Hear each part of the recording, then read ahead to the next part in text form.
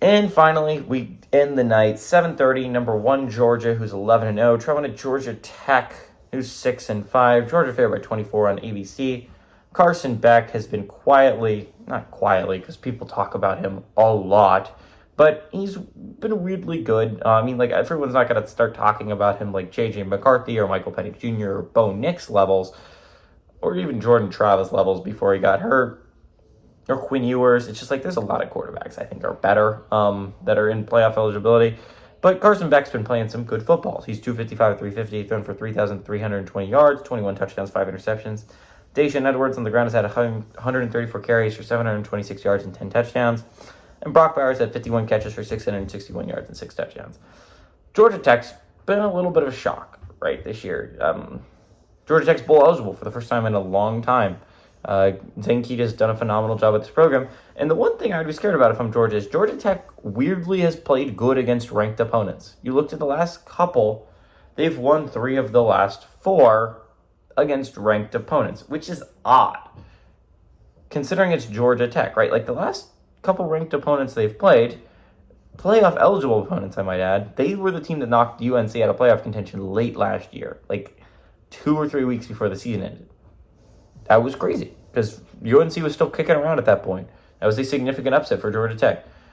Georgia Tech also knocked undefeated Miami down this year. Sure, Miami should have won that game if they just take knees, but Georgia Tech did win that football game. And then they knock out UNC from playoff contention this year for the second year in a row. Georgia Tech's been a giant killer.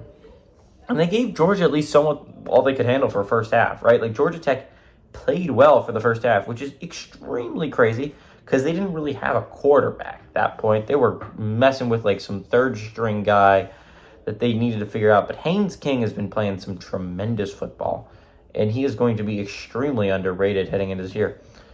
Haynes King's been playing some really good ball. I'm excited to see him go against this Georgia defense. I'm excited to see Georgia Tech in a bowl game for the first time in a long time. I love Georgia Tech. My friend's a Georgia Tech fan, and ever since then, I've really been rooting for the boys, and it's really nice to see them succeed this year, at least somewhat. Obviously, a 6-5 year isn't a huge success, but for Georgia Tech, it's this big step forward in the right direction. Georgia Tech's a really competent football team. Are they a great football team? Now, Georgia's beaten better, but Georgia has almost lost to worse, right? I would consider Georgia Tech a better football team than Auburn is, and Georgia got pushed to their limits by Auburn. Last week, Georgia kicked Tennessee's butt, and they've definitely been getting into more of a rhythm lately. They've looked like the Georgia world beaters as of late. This is going to be kind of a joke prediction. I hate to break it to you Georgia fans, but Georgia Tech's going to do it. The Yellow Jackets are going to pull off the upset of the day.